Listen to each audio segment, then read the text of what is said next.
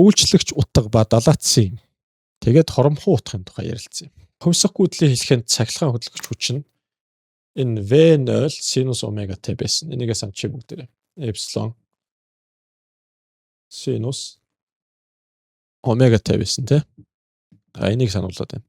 Гүйдлийн хүч нь ийм байхад дурын t хугацааны агшин. За гүйдлийн хүч нь I0 синус омега t байх нь. Дурын t хугацааны агшинд харгалзах хүчтэл ба гүйдлийн хүчний утгууд хоромхон утга болно. За дурын t нэг t дээр навчаад май зогсооход хэмжээд үзэхэд түүнд харгалзаж байгаа утгууд нь хоромхон утга болно гэсэн үг. Өөрөөр хэлбэл одоо жишээлбэл энэтэй адилхан. Нэг ингээ машин явж илаа гэж бодъё. Нэг машин явж байхад хурд хэмжигчээр хэмждэг те. Хурд хэмжигчээр гинт хажуугаар өнгөрөхөд буудлаа гэж бодоход тэр хоромхон утганд л тэр хажуугаар өнгөрөхөд ямар хэмжээний хурдтай байсан юм бэ буюу тэр хоромхон утганд харгалзах хүчтэл ба гүйдлийн утгууд нь хоромхон утга болох нь байна. Синус омега t нэмэх нэг хасах нэг үед харгалзах за V0 эсвэл I0 утгуудыг далаац хэмээнэ гэж байна. Өөрөөр хэлбэл энэ синусын урд байгаа энэ 0-той утгууд эдгээр нь далаац буюу хамгийн их утга гэсэн үг. Яагаад вэ гэхээр синус гэдэг чинь өөрөө хамгийн ихтэй нэмэх нэг л үстэй. Тэгэл хамгийн ихтээр наваачхад эпсилон 0-той тэнцэх юм байна. Эпсилон маань I ч гэсэн мөн адилхан нэгийг орлуулахад хамгийн их утга нь I0 байдаг байна. За тэгвэл далаац гэдэг нь хамгийн их утгуудыг хэлж байгаа юм байна гэж ойлгож. Эпсилон 0 I0 нь максимум утга буюу далаацууд байдаг байна. Нэг нь хүчтлийн далаац, нөгөөх нь гүйдлийн хүчний далаац байна. Хэлхэнд залгасан ампер метр, вольт метр нь үйлчлэгч утгуудыг заана гэж байна. За тэгэхээр одоо жишээлбэл шулуун гүйдлийн хэлхэнд залгахчаар үйлчлэгч надад ямар ч шаардлага байхгүй. Энэ ингээд байнга утга нь өөрчлөгдөд байгаа. I-ийн чутга өөрчлөгдөд байгаа, хүчтлийн чутга өөрчлөгдөд байгаа. Хэлхэнд одоо энийг хэмжихийн тулд 2 вольтметр болон ампер метр аваачаад залгачвал тэдгээрийн хэмжих утгууд нь үйлчлэгч утга буюу эффектив утгыг хэмждэг байна.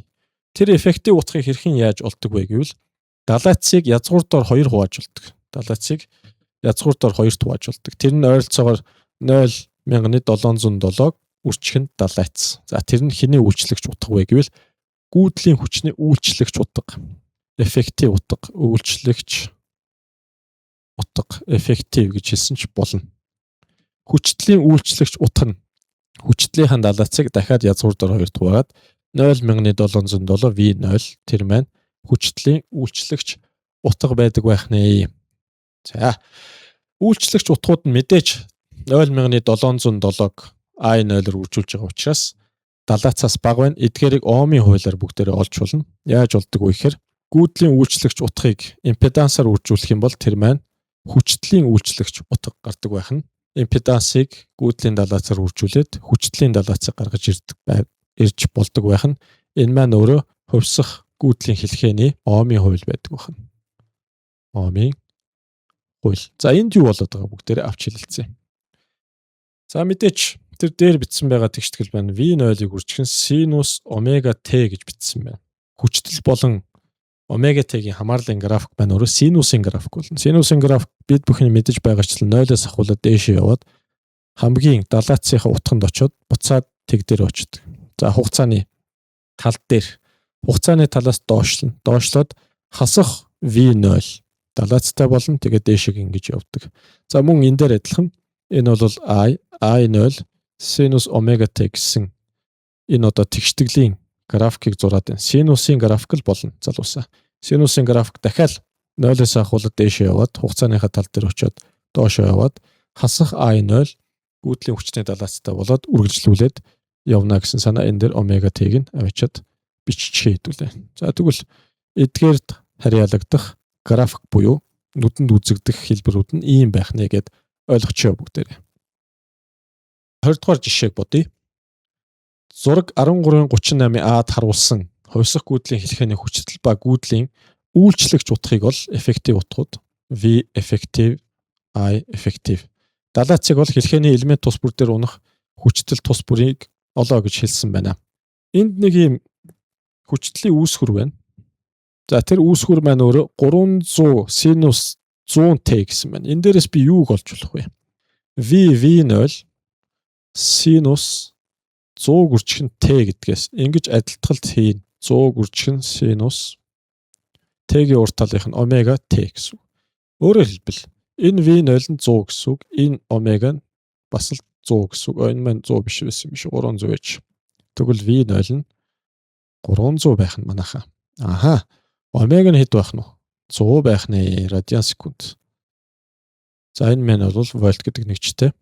За тэгээд үйлчлэгч утгануудыг бүгдээрээ хэрхэн яаж болох вэ? Заавал effective тэнцүү далайцыгаа язгуурдор 2 тувааж олдог буюу 0,707 үржих нь далайц. Тэр маань 300 тэнцүү 212 ойролцоогоор 212 вольт. За энийг л вольтметр хэмжих нь байна. Энэ үйлчлэгч утгыг хэлхэн залгуул.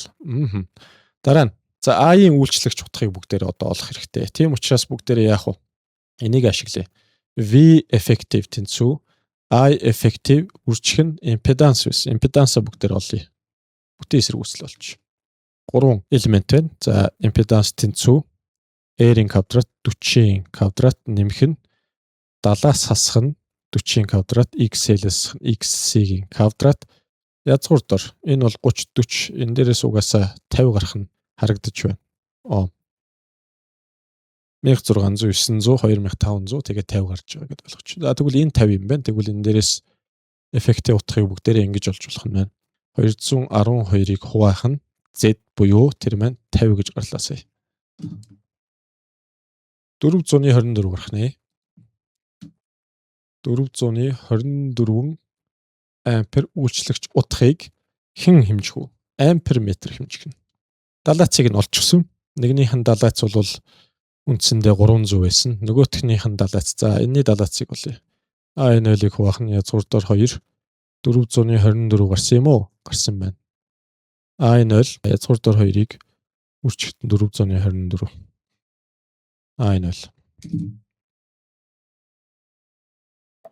За тэр маань үндсэндээ ойролцоогоор 3 л гарч байгаа юм байна. Ойролцоогоор 3 ампер гарах нь.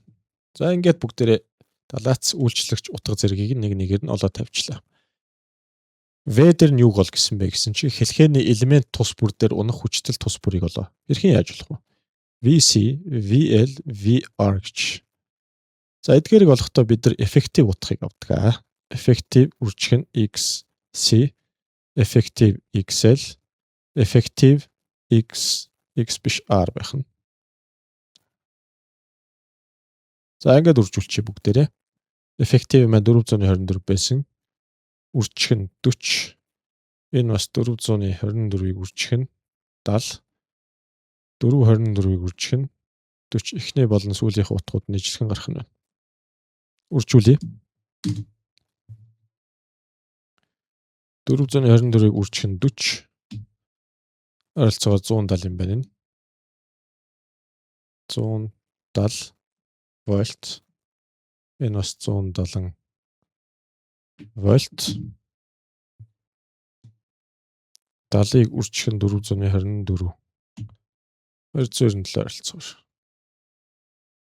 297 вольт болж гарлаа. За ингэж боддог байна.